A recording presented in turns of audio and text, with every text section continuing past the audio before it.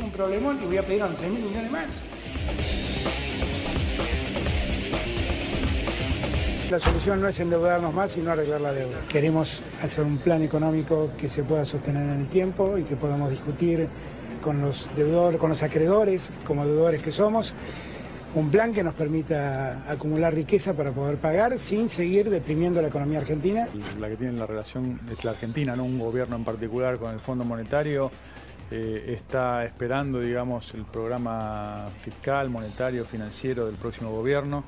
De modo que, bueno, ese desembolso está pendiente. La Argentina ha cumplido todos los compromisos monetarios y fiscales, tanto cuantitativos como cualitativos, para que el programa esté disponible. La deuda es de la Argentina, no del kirchnerismo o del macrismo. Una agenda cargada, la del presidente electo Alberto Fernández. Estamos hablando de varias reuniones. La más importante, la que se realizó durante la tarde con el embajador de los Estados Unidos. La importancia de mantener este vínculo bilateral tan importante. Estados Unidos le brindó el apoyo a Alberto Fernández para lo que precise en esta transición económica, más que nada, que tendrá el país. La pregunta que yo te hago es, si vos tenés un problema porque estás muy endeudado, ¿vos creés que la solución es seguir endeudándote? Tengo un problemón y voy a pedir 11.000 millones más. Yo lo que quiero es dejar de pedir. No tenemos que rendirle cuenta al FMI. Hoy no podemos pagarle, no le vamos a poder pagar y arreglar para el futuro como se puede pagar. Los 4 años fueron 4 años de especulación financiera. Después del 10 de diciembre vamos a hacer todo lo contrario a lo que está pasando. Porque no vamos a premiar a los que especulan, porque vamos a ayudar a los que producen, porque nos vamos a preocupar por los que trabajan, porque vamos a poner en marcha la economía una vez más. Y Alberto Fernández dará a conocer el próximo 6 de diciembre quiénes van a ser los integrantes de su gabinete.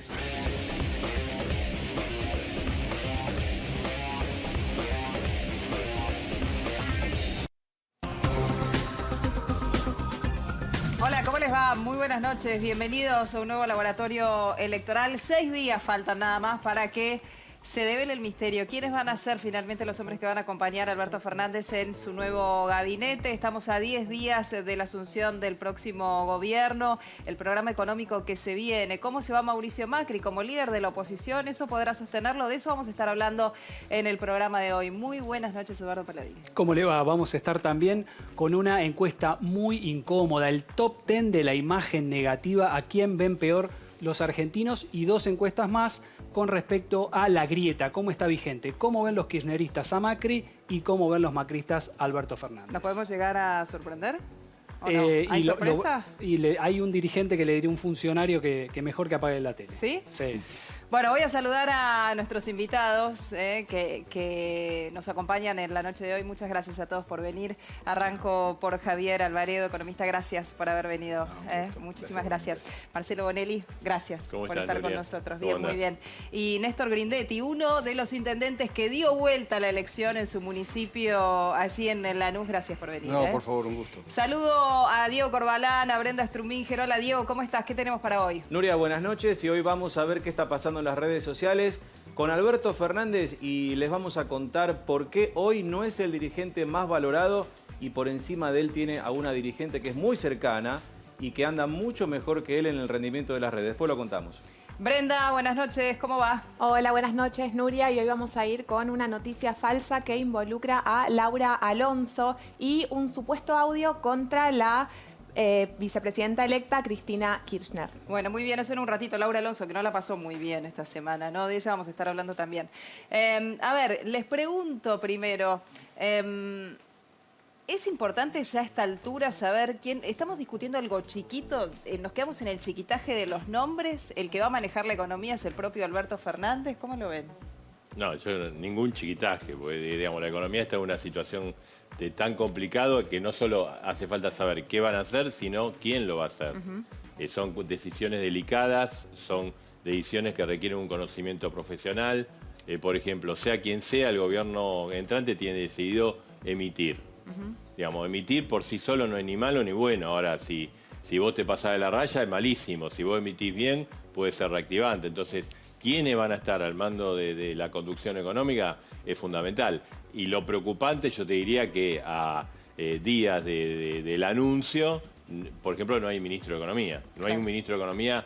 mira, este va a ser el ministro de Economía, aunque no lo anuncien, generalmente todos los gobiernos, digamos, en los días anteriores ya se sabe más o menos quién va a ser el ministro. ¿Por qué? Porque es la persona que convoca, que convoca a empresarios, a sindicalistas, a economistas, hace consultas.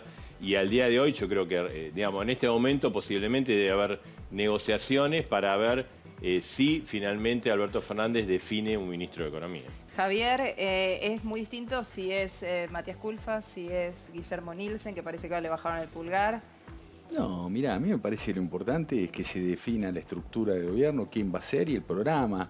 Digamos, la situación, como dijo Marcelo, es muy grave y hay 2, 3 cuestiones que en donde hay bastante acuerdo. Digamos, por el lado del gasto no se puede hacer mucho. Tenés el gasto social que está indexado, la jubilación mínima cayó 19% en términos de poder de compra durante el gobierno de Macri. Ahí no hay mucho que uno pueda hacer a corto plazo.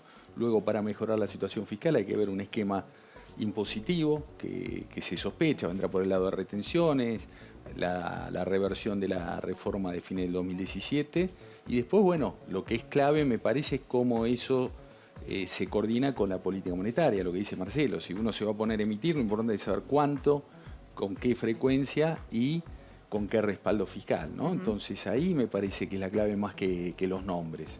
Y después, bueno, también saber si el ministro va a tener una autonomía, un poder de decisión como para ser el responsable de las decisiones que va a tomar y eventualmente ser un fusible, que es lo que falló en el gobierno que se está yendo. Grindetti, ¿cómo imagina la convivencia con los municipios? Yo conozco, diría algo, al gobernador electo y Alberto Fernández. Cuando fui ministro en la ciudad he tratado con ellos algunos problemas. En esos momentos, más allá de las diferencias ideológicas, sobre todo con Axel Kicillof profunda que yo tengo personalmente, cuando tuvimos que abocarnos a cosas concretas, pudimos ponernos de acuerdo. Yo aspiro a que sea eso, las cosas que nos ocupan a los intendentes son cosas muy concretas, es tapar un bache, es poner una luz y recoger la basura, no es discutir cuestiones ideológicas que nos pueden llegar a enfrentar. Así que mi posición personal va a ser querer trabajar sobre esos temas concretos. Si de parte de ellos ocurre lo mismo, creo que vamos a poder por lo menos resolver los problemas del metro cuadrado de la gente. Sí, en las últimas horas me comentaban que hay 2 funcionarios sobre todo que Alberto Fernández valora de su paso por el gobierno de Néstor y de Cristina Kirchner, que ponía un ejemplo. Dice, había 2 personas que yo les llevaba un problema y me traían 3 o 4 soluciones. Uno es Claudio Moroni, que va a ser el ministro de Trabajo, y el otro es Roberto Labaña. Y le voy a preguntar a Marcelo, porque él lo escribió en los últimos días, ¿hay una última ventana abierta para que Labaña se incorpore al gobierno? Sí. Yo creo que se está desarrollando en estos momentos, ¿viste? O sea, este fin de semana, y ahí, digamos, el gobierno quiere que Labaña sea ministro. Cristina Fernández de Kirchner es la gran impulsora de eso. O sea, Alberto era impulsor, pero rebotó varias veces, y ahora Cristina ha dado un nuevo impulso a eso. Pero por la información que yo tengo, que Roberto Labaña, salvo que pase algo muy importante en la negociación, en principio va a responder que no. Que en todo caso él estaría dispuesto, unos meses después, a integrar o a presidir el Consejo Económico Social. ¿Por qué? Porque el Consejo requiere una ley. La ley va a demorar, digamos, no sé, ponerle que esté en febrero, hasta requiere un estatuto, hasta que se constituya estaremos en marzo. Pero bueno, hay una gran presión, hay una señal para eso que fue la designación de Marco Labaña. O sea, Roberto Labaña puso o pidió o sugirió, digamos, que Marco Labaña tuviera un cargo en el gobierno. Va a tener un cargo importante, ser director del INDEC es importante, pero hasta hoy al mediodía, te diría, Labaña le comentó a mucha gente de su equipo que él no va a aceptar. Cuando hay una negociación, hay una negociación, y eso, digamos, estaría abierto. Por otra parte, encaja en la idea de Alberto Fernández, viste que esta semana volvió a decir, no, va a ser un ministro político. Pero Labaña dice, bueno, fuimos a elecciones, yo perdí, ganó el Frente de Todos, tienen que gobernar el Frente de Todos. Ahora, Alberto Fernández, digamos, cedería en ese caso el manejo de la economía a un hombre tan fuerte como Labaña totalmente. Bueno, lo que pasa es que, digamos, Roberto Labaña, más allá que a algunos les gusta, a otros no les gusta, es una persona que establece una autoridad de por sí, estando ahí pero no es que va a ir a escuchar lo que dice Culfas, lo que dice Mercedes Marcó. La economía requiere va a llevar de un hombre equipo. así. La economía requiere ahora. Yo creo que la así. economía requiere básicamente un programa económico. Lo primero. Y después de intérpretes, que, o sea, el hombre salvador, digamos, ya en la economía tuvimos, te puedo mencionar varios, de la época de Krieger Bacena, Martínez de O, para ir, Zurruil, Cavallo, y cómo no fue. Horrible. Entonces, primero requiere un plan. No hay un plan muy de fondo. Yo diría que lo que hay es el llamado plan verano, es un plan de coyuntura. Entonces hay un plan, no hay ministro. La idea es que ese plan lo instrumente el ministro. Labaña no encaja en esa situación. Es más, yo creo que Labaña, y esto lo manifestó, por lo que yo sé, a Alberto Fernández, cree que la evaluación que hace el equipo, porque Alberto Fernández tiene un equipo económico, de la situación, que es muy light, que piensan que con 2 o 3 mediditas la cosa se encamina, y él considera que la situación requiere más cosas más importantes. Ahora, como la situación es tan grave, ¿hay una cierta resistencia a aceptar ese lugar por no quedar pegado al kirchnerismo o por la posibilidad de que el próximo ministro de Economía, el primer ministro de Economía, esté un tiempo en donde haya que tomar medidas de impacto negativas para la gente probablemente y salga? Yo creo que si el Frente de Todos piensa en Roberto Labaña, quiere decir que en sus filas no tiene una figura, porque Roberto Labaña fue opositor, digamos, a Alberto Fernández. Después creo que hay mucha gente que piensa eso, que va a haber un gabinete de transición, pero no solo en el área económica. ¿Por qué? Porque los problemas son tantos, yo creo que la herencia que recibe Alberto Fernández es peor que la que recibió Macri, sin ninguna duda, los datos estadísticos te lo dicen. O sea, esto no es cuestión de ideología ni de simpatía por uno y por otro, es cuestión de ver el INDEC.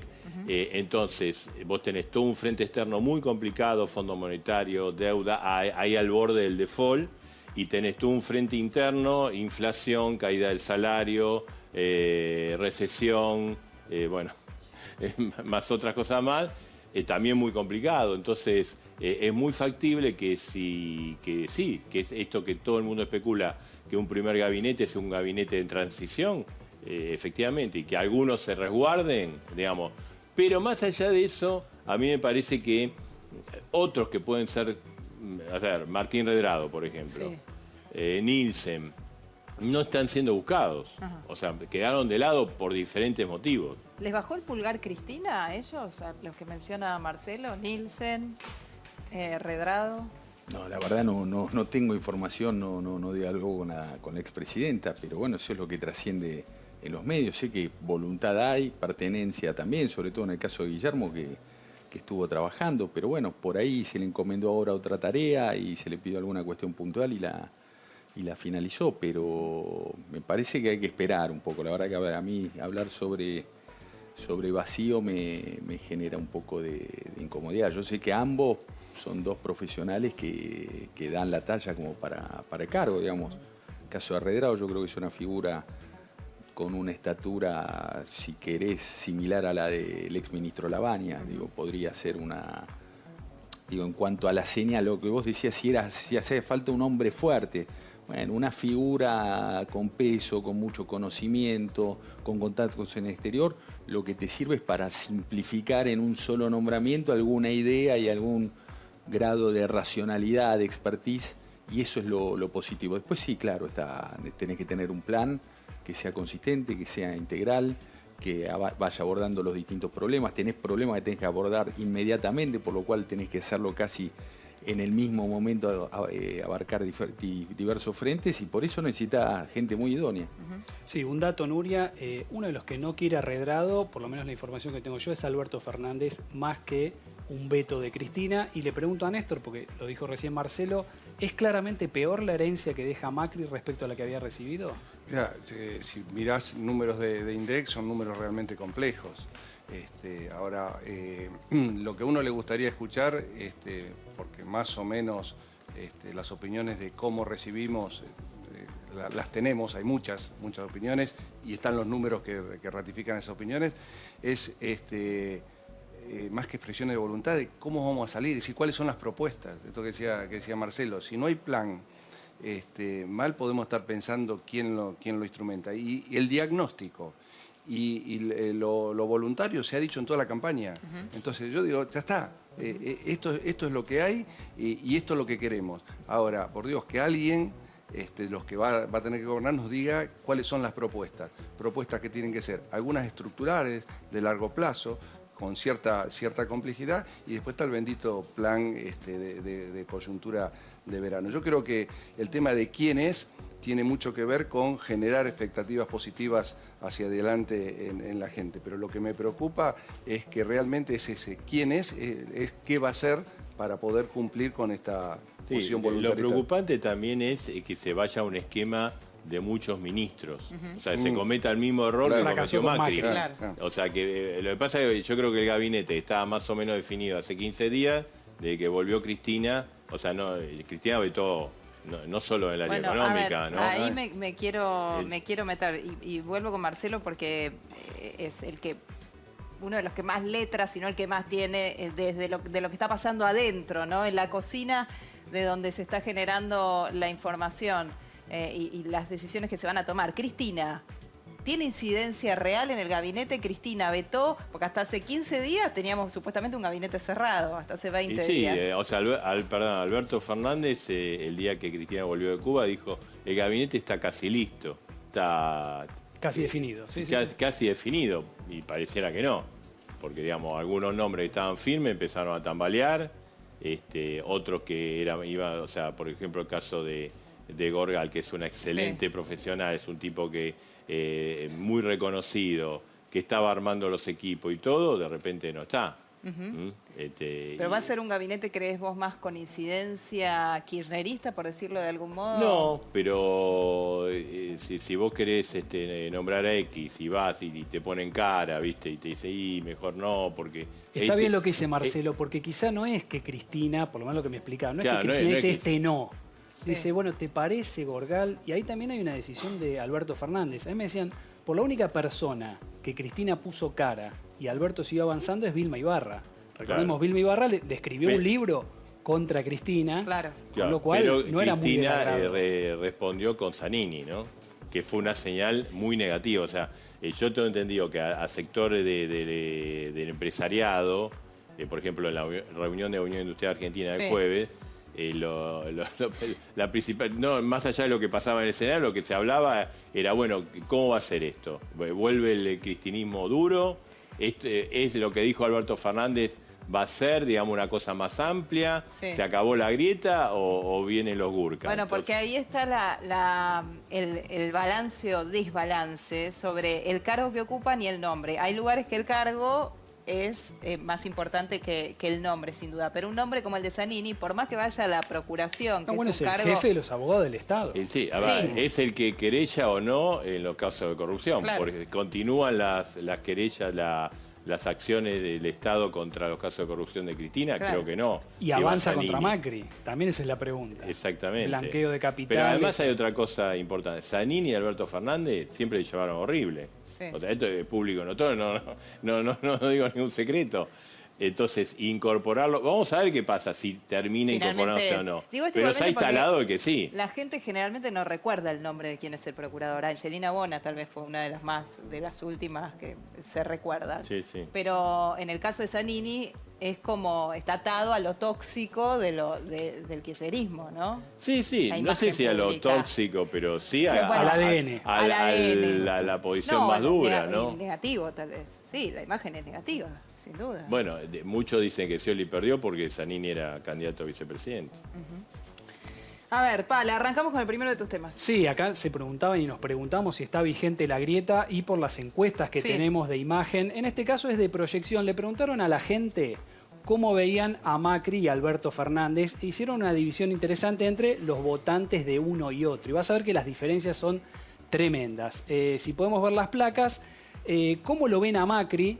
Decíamos, preguntaba la consultora Proyección, los votantes del Frente de Todos lo ven autoritario, un 67,8%, y fíjate, exactamente lo contrario, democrático, los macristas lo ven en un 93,8%, los kirchneristas lo ven represor y dictador. Pobre Macri, se está mirando esto, ¿no? ¿Cómo difícil que pueda captar en algún momento algún voto de esos, y completa Juntos por el Cambio, no solo democrático, sino que lo ven popular y revolucionario. Esa fue una palabra que Durán Barba introdujo en algunas medidas, la revolución de los aviones, la revolución de algunas La revolución de la alegría también. Sí, venía en se ve algún momento, que 3,9 algunos lo compraron. ¿Le sorprende Grindetti? Perdóname, Pablo. Bueno, esto claramente responde a las tendencias con que de dónde pertenece cada uno. Yo no creo, y yo lo he tratado durante muchos años, que el presidente sea autoritario y mucho menos represor. La verdad que no, me parece una exageración. No, yo lo viví de adentro, pero diría, casi es lógico que se opine de una forma y de otra viendo esta encuesta, pero no me parece que sea realmente una característica de Mauricio. Bueno, y ahora para tranquilizarlo a Grindetti, vamos a ver cómo lo ven Alberto Fernández. Los votantes del Frente de Todos lo ven, bueno, acá todavía tenemos la placa de Macri. ¿Cómo lo ven Alberto Fernández? Los votantes del Frente de Todos lo ven democrático en un 80,9%, popular y revolucionario, mientras que los votantes de Juntos por el Cambio lo ven populista, que en este caso se toma como una crítica, ¿no? Claro. Porque otros pueden decir es populista y estar de acuerdo, pero en este caso sin dudas es como una crítica. Autoritario y dictador, la grieta más vigente que nunca, Nuria. Bueno, digo, es de esperar, no es sorpresivo, ¿no? Los números. Sí, pero si en algún momento supusimos que podría aflojar un poquito la grieta, de ninguna manera. Y ahora vamos al top 10 de la imagen negativa. Esto es lo que más incomoda, sí, ¿no? Sí, y acá decíamos, en este caso era Marcos Peña, ¿no? El chivo expiatorio de la derrota. Todos apuntaron contra él como jefe de campaña. Este fin de semana dio algún reportaje, ensayó alguna autocrítica, alguna defensa. Tiene un 77% de imagen negativa según la encuesta de D'Alessio Irol Berenstein. Lo sigue Scioli con 67, Gómez Centurión, Massa, Lorenzetti. En muchas encuestas la justicia fue desplazando a los poderes legislativo y ejecutivo como los que tienen peor imagen. En este caso, el ex titular de la Corte tiene 65% de imagen negativa. Macri, Urtubey y Pichetto comparten 61 y cierran Carrió y Del Caño con 59. En algún momento hablamos del efecto urna, como Cristina, sobre todo, y Alberto, ¿no? Fueron creciendo y en este caso quedan fuera de esta encuesta incómoda. Qué bárbaro. Esto tiene que ver, obviamente, porque al ganador se lo termina mirando mejor. Sí, sí. Cristina tuvo una imagen muy estable prácticamente desde que dejó la presidencia, con algunos vaivenes, pero más chicos. Fue mucho más fuerte el cambio que sufrió Mauricio Macri. Había arrancado como una imagen muy buena, bajó, volvió a subir a fines de 2017. Es el único momento, como decís, bueno en materia económica, política, de imagen del gobierno de Macri. Fue prácticamente un solo semestre, el segundo semestre del 2017 y, si querés, el primer trimestre del 2018. Ahí los números le daban bien y después una caída muy abrupta con algún vaivén, pero un tobogán realmente estadístico desde fines de 2017 hasta 2019. Ahora, el nombre de Peña fue evidentemente para la gente el que lo llevó a la derrota de la elección. Sí, bueno, fue el jefe de campaña, él mismo lo dice este fin de semana. Se iba igual, dijo, ¿no? Aunque no ganara Alberto Fernández. Sí, sí, que se quería tomar algún descanso y se lo están llamando mucho para alguna consultoría externa. ¿La economía lo condenó a Macri? Totalmente. Cometió, yo creo, groseros errores, graves errores. Hablando de Peña, yo creo que hizo el blooper más importante de la campaña. Recordate que él estuvo en silencio casi todo el primer semestre, después dio notas en La Nación y en Clarín. En ambas dijo que la economía no iba a influir, no iba a ser decisiva en la economía. Sigue insistiendo con ese dato, que si fuera real o completamente real, Macri no hubiese sacado un 40%. Bueno. Para vos, Javier. Es tan obvio que la verdad, para mí es el blooper genial de la campaña. O sea, un retroceso enorme que tuvo la economía. No, coincido con Marcelo. Sí, el tema económico creo que condicionó mucho el armado electoral del gobierno y de hecho también ha tenido impacto a nivel provincial también con el armado de la campaña, ¿no? Claramente eso fue... Los números son muy elocuentes en ese sentido, ¿no? También es cierto, mirándolo desde otro ángulo, también cuando uno ve estos informes de gestión y que dicen que están sentadas las bases para crecer, y la verdad no sé qué están viendo, ¿no? Tener que hacer una negociación por la deuda y eso, pensar que una economía que tiene que negociar en 3, 4 meses una reestructuración, una deuda de más de 100.000 millones de dólares, decir que eso es una base sólida para crecer, me parece, bueno, que por ahí también ahí está enfocado un poco el concepto que tiene el jefe de gabinete, ¿no?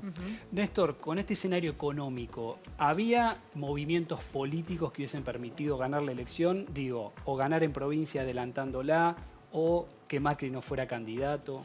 Mira, yo creo que en el caso de una elección solamente en la provincia de Buenos Aires, si bien es contrafáctico, yo te digo que había grandes chances de ganarla.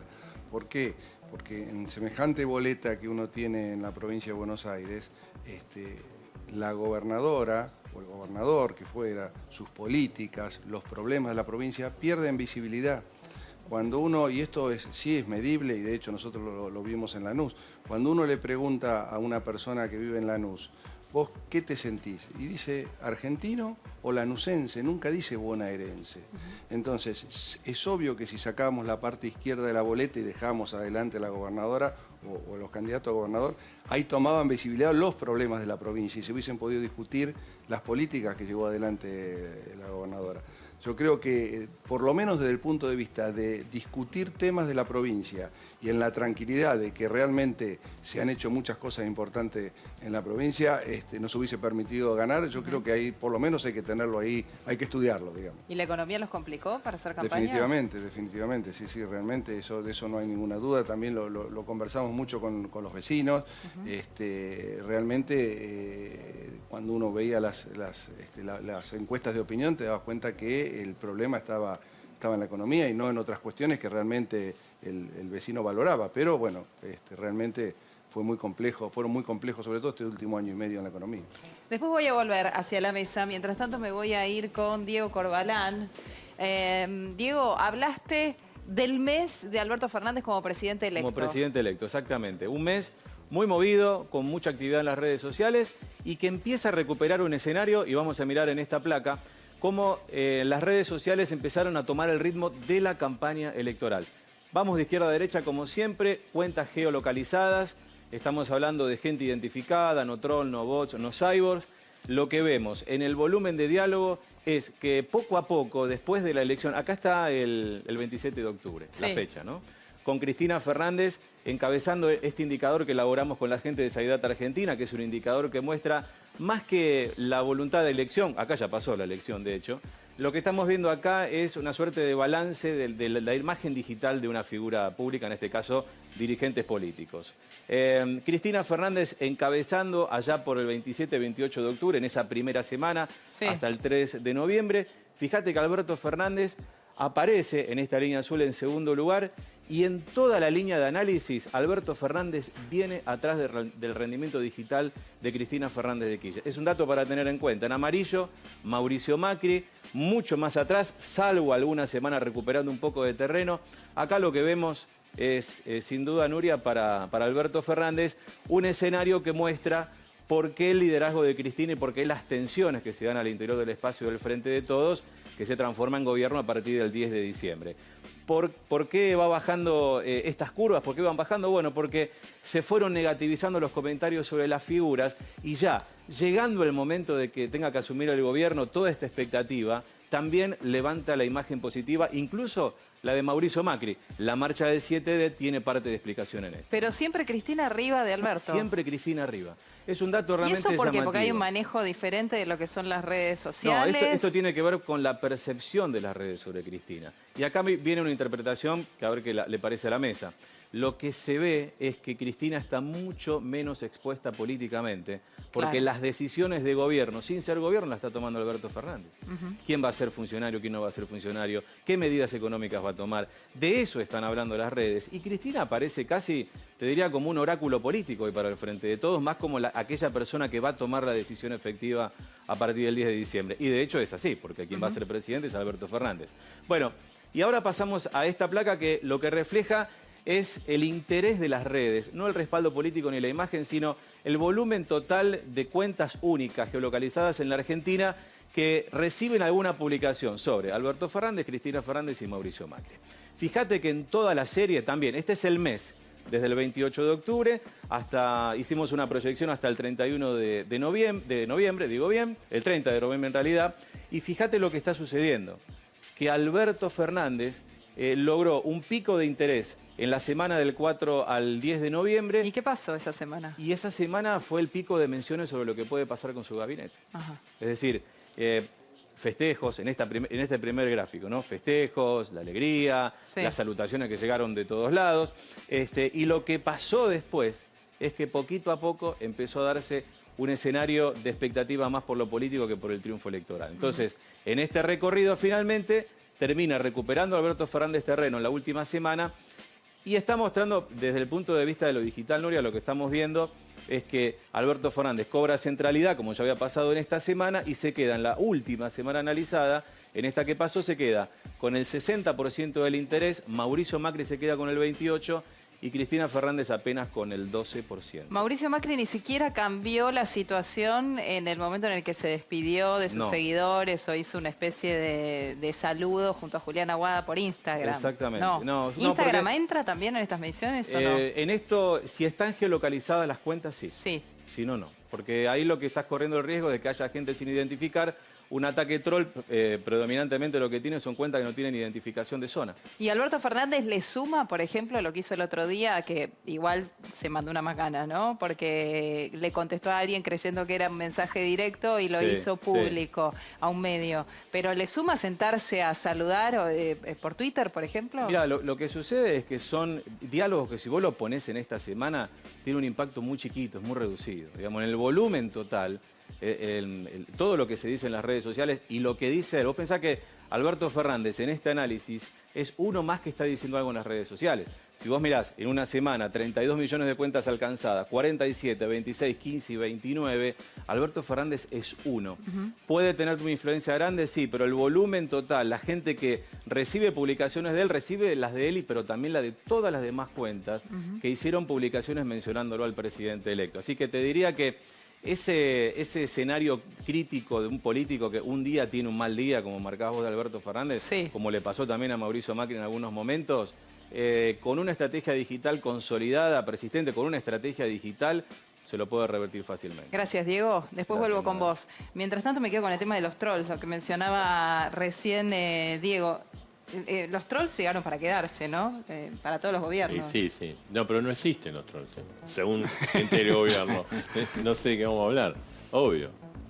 Y digamos, están con el gobierno. Gastamos mucha plata en trolls. Mirá, ¿no? Todos gastamos plata en el trolls. dato que yo tenía y que se gastaban hace unos años 200 millones de pesos cuando el dólar estaba mucho más bajo, a 20, ¿no? En ejército de troll, es obvio. Digamos, ya en este momento de haber trolls matándome, pero bueno, forma parte del escenario y creo que Cristina también tiene trolls.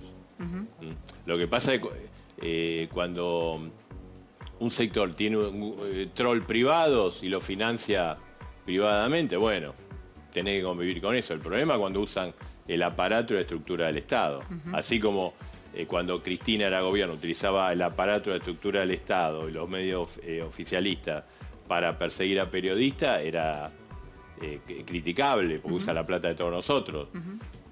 También cuando usa los trolls utilizando plata del Estado, es desdeñable. ¿Vos te sentiste más atacado por supuestos trolls o militantes macristas, kirchneristas, depende del momento? Yo te digo la verdad que no, o sea, no le doy importancia a eso, te digo sinceramente, porque yo estoy tranquilo con lo que hago, trato de ser bastante sincero. Lo que pasa en el último tiempo, lo que atacaban eran los troll M, claro. M y M, digamos. Pero si vos tocas algo sensible por ejemplo, de Macri aparecen los trolls macristas. Si vos tocas algo sensible aparecen los trolls, digamos. Después hay gente que opina diferente y está todo bien, pero vos te das cuenta cuando se repiten los mensajes y son muy marcados y utilizan algunas cosas personales. Pero bueno, ahí están. para mí, conmigo pierden el tiempo, te digo.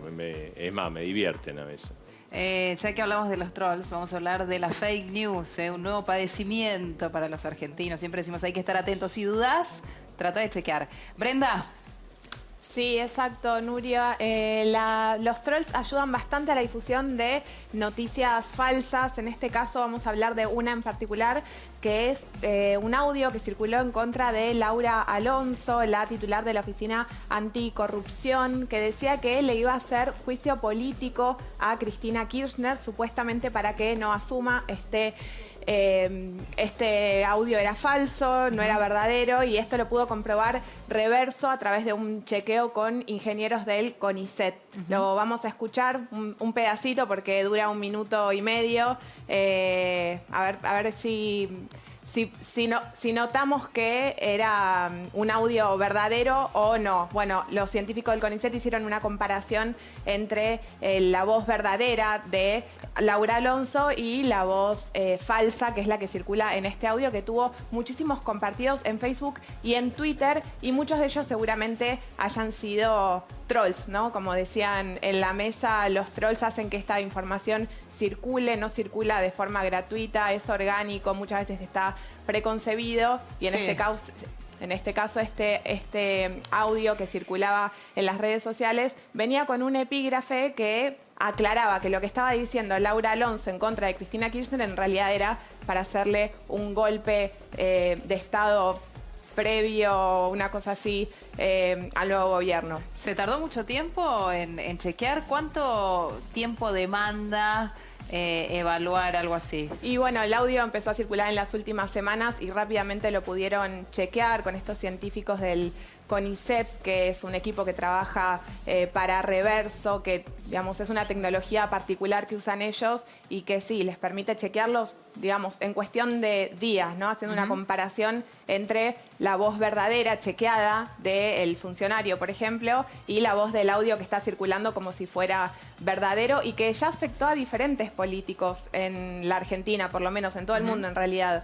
Pero si te pones a revisar lo que fue la campaña, Guillermo Montenegro, el Chino Navarro, Pablo Yapur, tenés un montón, una lista larga de políticos que fueron afectados por audios virales que circulaban en las redes sociales diciendo cosas que en realidad ellos no habían dicho. Víctimas de la fake news. Gracias, Brenda. Gracias a vos. A ver, hace un ratito Marcelo hablaba de la emisión. ¿Hay otra opción a la emisión? ¿Hay que poner plata en el mercado interno? ¿Hay que poner plata en la gente? Aunque eso tal vez genere deuda interna, ¿no? Bueno, mirá, este gobierno está emitiendo. Entonces trató de ocultarlo o usar algunos artilugios como que el Tesoro le vendía reservas al Banco Central para pagar gastos en pesos que luego no fueron esterilizados. O sea, el Banco Central también se fue de su programa monetario, de emisión cero, aumentó 40% la base monetaria. No queda otra, digamos, no es lindo, no es lindo ni es gratuito tener que emitir. El tema es que uno tiene que considerar qué opciones tiene. Por ejemplo, no pagás los sueldos, no pagás las jubilaciones, pues no tenés cómo financiarlo. Bueno, son situaciones que tienen que ser claramente de emergencia y tienen que estar contenidas dentro de un plan de acción como para minimizar los riesgos de esas medidas, ¿no? Acá claramente tiene que estar compensado con una política fiscal, con una política de ingresos, y por eso por ahí está un poco la ansiedad de por qué no está nombrado todavía la persona que va a estar a cargo de esa responsabilidad, empezar a tirar algunos lineamientos. Yo creo que hay un poco de espacio como para poder emitir, y creo también que las consecuencias de no hacerlo y no cumplir ciertos pagos son peores. Yo particularmente creo que el reperfilamiento de la deuda de corto plazo en pesos tuvo consecuencias más negativas que positivas. Te evitaste de emitir, pero te comiste capital de trabajo de las empresas y profundizaste la recesión y también la readecuación tributaria. Pero obviamente uno tiene que ser capaz de explicar por qué es eso y por qué va a ser contenido, y no va a ser un delirio de emitir cualquier cosa, ¿no? Eso es lo que genera preocupación. No, sí, ya lo que te decía antes, no creo que la emisión sea buena, o sea, no creo en la teoría de que la emisión monetaria genera la inflación, solo la emisión monetaria. Y la prueba es este año, o sea, se emitió 0 hasta hace poco y la inflación es 55. O sea, en la Argentina hay un montón de factores que generan la inflación. También creo que era bastante absurdo, rudimentario o cavernícola esta idea de que si vos tenés una inflación del 55, emitás cero, porque lo que provocás es una terrible recesión, ¿no?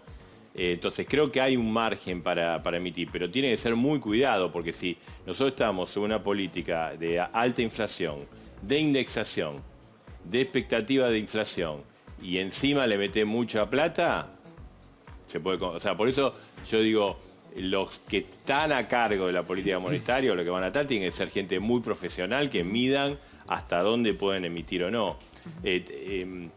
Yo he escuchado de gente del actual, digamos, del equipo que viene, ¿no? Que Mercedes Marco del Pon, no he escuchado de ellos, he escuchado información. Culfas, Pelle, Todesca, Martina Vedes, que ellos dicen, no va a generar inflación porque la plata va a ir a los jubilados, a la gente que menos tiene, va a gastar, y esto, o sea, no se va a ir al dólar, ¿no? Sí. Que es un gran peligro.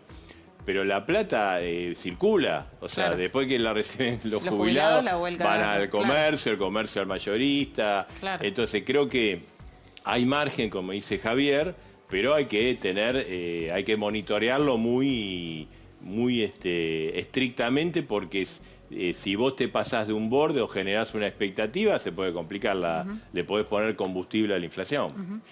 Nos vamos a ir a la pausa. Cuando vengamos nos vamos a meter en el tema político. Le voy a preguntar a Grindetti acerca del rearmado del PRO. ¿Cómo ven la opción de Macri, líder de la oposición, de un cuarto bloque que quiere armar Monzó, con la negativa de Macri, obviamente? Y si teme ser de los municipios que queden como a la vera de las decisiones del Ejecutivo de la Provincia de Buenos Aires por ser del partido opositor.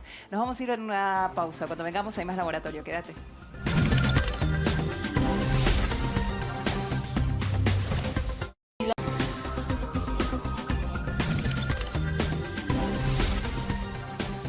Nuevo bloque de laboratorio electoral. Había quedado pendiente lo que dejamos planteado antes de irnos a la pausa, la situación de Cambiemos para la convivencia con la gestión que viene. Le preguntaba a Grindetti si teme quedar a la vera de las decisiones que tome el Ejecutivo Provincial por ser de un partido opositor. No, obviamente aspiro a que no sea así y creo Digo por la historia que tiene el kirchnerismo con eso, ¿no? De acuerdo, pero yo... la experiencia mía de trabajar con el kirchnerismo fue cuando tuvimos el gobierno de la ciudad, y como decía antes, tuve oportunidad de trabajar tanto con el gobernador como con el jefe de gabinete. A mí me parece que como tenemos que hablar de cosas muy concretas, si se quiere, muy chiquitas respecto a estos grandes problemas macroeconómicos, donde intervienen cuestiones ideológicas, y son cuestiones que hacen a la gente, me parece que no va a ser tan difícil ponernos de acuerdo con las cosas que hay que hacer.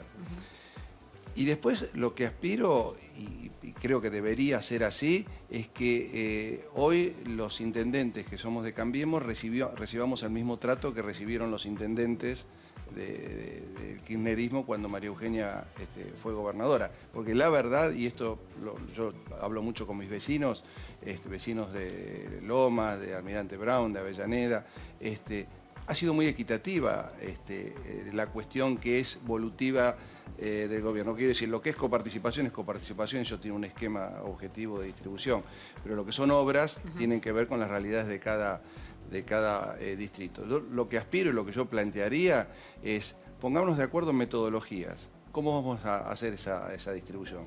De lo poco que haya, porque lo que creo que vamos a tener un problema, obviamente la provincia es un problema económico, pero decir, bueno, es por habitantes, por el estado de cada distrito, es por las calles como están, no sé, hay que establecer una cuestión objetiva y que después fluya. Si actuamos de esa forma, realmente no veo que se pueda hacer mucha diferencia hacia Lanús. De cualquier manera, como quedó como una marquita amarilla en medio de un mar azul en la tercera sección, si lo hacen nos vamos a dar cuenta enseguida, ¿no? Néstor, y respecto a lo político, hay un debate si Macri tiene que ser el líder opositor a nivel nacional. ¿Vidal tiene que ser la líder opositora en provincia? Sí, definitivamente, y lo está haciendo, digamos, en el armado que estamos preparando para encarar lo que queremos definir como una oposición constructiva dentro de la provincia. María Eugenia tiene un rol preponderante. De hecho, estamos organizándonos y ella está liderando ese proceso. Está enchufada, está con ganas. obviamente conoce mucho de las cuestiones que tienen que ver con la gobernación de la provincia, así que seguramente tiene mucho para aportar en ese sentido también. Y además tiene un caudal de votos importante, tiene una Cámara Legislativa en senadores donde tenemos mayoría y en diputados con una cantidad importante, así que de diputados, con lo cual realmente tiene un rol y una responsabilidad enorme producto de que, si bien se ha perdido, hay una cantidad de votos realmente muy importantes. Digo, pongamos un ejemplo para salir de Lanús. En Quilmes se ha perdido el distrito, pero el candidato nuestro sacó 160.000 votos. Es decir, una cantidad de votos muy importantes a los cuales hay que responder. Ahora, ¿la ven replegada en una fundación para rearmarse políticamente hacia lo que viene, buscando trabajo, como dijo, necesito trabajar para llevar plata a casa, o pensando de acá a 2 años en un cargo legislativo para reinstalarse desde el Congreso? Yo no creo que sea central para ella en este momento el cargo, porque no lo fue nunca como cargo, como objetivo. Sí en tener estructurada una oposición que vaya con propuestas, que vaya con cosas concretas. Si después lo tiene que hacer desde un lugar o de otro, se verá en ese momento. Pero yo a ella la veo sí muy motivada para llevar adelante este proceso, digamos, de opositores que tenemos ahora. Hay otros motivados dentro del macrismo bonaerense, Ritondo, Jorge Macri, Emilio Monzó. Efectivamente, sí. Realmente Esteban Bullrich también están con ganas. ¿Cómo se convive? Porque, digamos, ahora Vidal no es la gobernadora, es lo mismo que se le puede aplicar a Macri. Digo, ella sería la líder, pero ya fuera de un cargo. La convivencia con esos otros actores que quieren tomar protagonismo. ¿Cómo debiera como ser? muchas cosas en la vida, cuando se producen estos choques de planeta que uno sale disparado para otro lado, hay que adaptarse y nos tenemos que adaptar a eso. Una cosa es cuando uno está en el poder y tiene un organigrama que de alguna forma manda, y otra cosa es cuando estamos fuera del poder, más en el llano, donde las organizaciones más transversales, más de mesa, se van diseñando. Hoy, en función de los distritos que tienen más peso, que tienen más habitantes, si es área metropolitana o el interior, digamos, estaremos discutiendo cómo son las representaciones. María Eugenia va a estar liderando eso, pero claramente va a ser un proceso mucho más, si se quiere, de mesa de discusión que de bajada de línea en términos de organigrama. ¿Cómo ves el futuro de Macri? Digo, inmediato, más allá de que él se definió enseguida como el jefe de la oposición, se lo dijo a los propios, hoy no me imaginaba como jefe de la oposición para instalarse. Y yo creo que le va a costar. Le va a costar instalarse. Primero porque él no tiene un cargo, digamos, no es diputado, no es senador. Y después porque creo, básicamente porque hay otros que se lo van a querer disputar. O sea, claramente la ciudad, digamos, por lo que pasó en la ciudad de Buenos Aires y el resto de la elección, Horacio Rodríguez Larreta tiene un liderazgo natural, porque además por primera vez ganó la ciudad sin balotaje, ¿no? Alguien.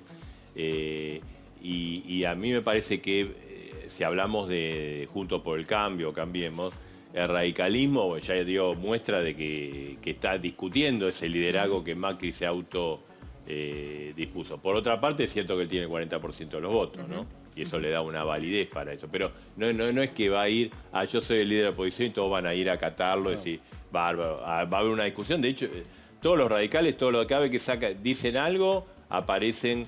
Pasó con Rubinstein muy claramente, pero en muchas cosas, ¿no? Nombraste a Rodríguez Larreta. ¿Ya lo ves a Rodríguez Larreta mirando hacia el 2023? Tiene que gobernar, ¿no? Él tiene una gran esperanza de que todo sea armonioso. Armonioso. Ojalá que lo sea por los ciudadanos argentinos. Pero tiene esta muy buena gestión que él hizo estos 4 años, la tiene que revalidar, ¿no? Igual creo que es una voz a nivel nacional que se va a tener que escuchar. Él tuvo su experiencia de jefe de gabinete con el kirchnerismo en el gobierno nacional. Sí, efectivamente. Bueno, vos también como ministro, ahí hubo mucha tensión. Hubo tensión en algunos momentos, sí. Por ejemplo, cuando nos pasaron el subte y nos lo pasaron sin recursos. Digamos, eso fue, si se quiere, el pico más complicado desde el punto de vista, por lo menos, económico. Sí hubo picos de tensión, pero de nuevo, en muchos puntos después nos terminamos poniendo de acuerdo. Obviamente que no es lo mismo. No es lo mismo yo ser intendente con María Eugenia gobernadora que con Kicillof. Digamos, yo lo digo en forma, se quiere, para tratar de ser gráfico. Una cosa es tener el teléfono celular y poder llamar a una persona con la cual tengo un vínculo de 20 y pico de años, otra cosa es pedir una entrevista. Digo, los tiempos van a ser distintos, las posturas van a ser distintas, pero me parece que, y seguramente van a aparecer rispideces y van a aparecer discusiones, pero en un punto creo que si hacemos el esfuerzo, pensando en resolver los problemas de la gente, por eso digo que es más fácil que nos pongamos de acuerdo en cuestiones pequeñas del municipio que en cuestiones obviamente más nacionales o internacionales o macroeconómicas, ¿no? Nos vamos a ir a la pausa. Cuando venimos, una reflexión sobre las últimas palabras de Duhalde. Si no hay plata, la deuda no se paga. No se paga y no se paga. No se paga o la terminamos pagando después mucho más cara. Nos vamos a la pausa, ya venimos, quédate.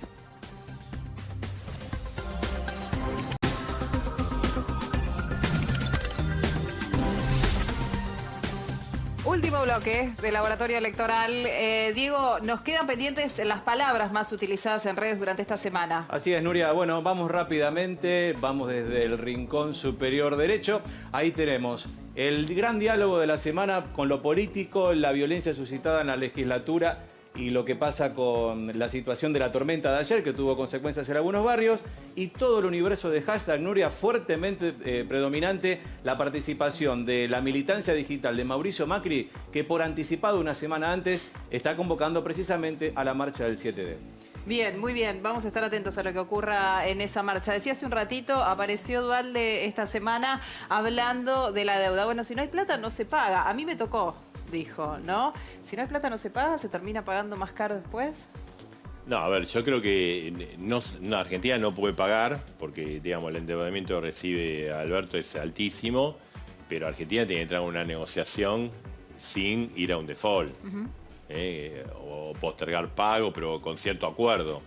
Porque si no, después ya sabemos la historia. Salir de un default, y además un país que entra en default 2 veces en 20 años es un país que no califica después para que te den un préstamo, nunca más. Javier. No, coincido con Marcelo. A ver, cuando Duhalde fue presidente pagó deuda. Lo que no pagó fue la deuda con tenedores privados. Había otro tipo de deuda con organismos multilaterales y demás que sí la pagó. Y después yo creo que todo el mundo, no solo Alberto Fernández, toda la clase política y dirigencial es muy consciente de que un default es un estadio inferior que hay que evitarlo por lo dificultoso que es salir. Entonces, digo, también es cierto que hoy hay posiciones de negociación son posiciones de máxima. Entonces, digo, acá hay que esperar las definiciones y después ir viendo cómo se van desarrollando. Pero de hecho, el presidente electo dijo que estaba muy avanzada la negociación de la deuda hace unos días atrás. Esperemos que sea así. Sería muy fácil la vida si uno tomara deuda, no pagara y te volvieran a prestar. Claro. Yo creo que el problema grave de otro default sería que salimos del mundo definitivamente, por lo menos del mundo económico, y realmente nosotros necesitamos insertarnos en el mundo y no aislarnos. Así que yo creo que no es... no. Tenemos que evitarlo, tenemos que evitar ser poco serios esta vez. Así llegamos al final de este laboratorio electoral. Javier, Néstor, Marcelo, gracias por haber venido a los tres. Me da un poco de nervios estar al lado de Bonelli recibiéndolo en este programa, después de haberlo acompañado tanto tiempo en su programa de radio. ¿Está bien? No, estás perfecto. No. Bueno. Superaste al maestro. Nada, de ningún modo. Gracias por haber venido, de verdad. No, por favor, el esfuerzo de venir un sábado. Gracias a Diego, gracias Brenda, como siempre. Gracias a Paula Balmayor, mi vestuarista. Gracias a Canal 9, que como cada sábado nos recibe en su pantalla. Pala, nos encontramos hasta el sábado. dentro de 7 días. Gracias, buena semana.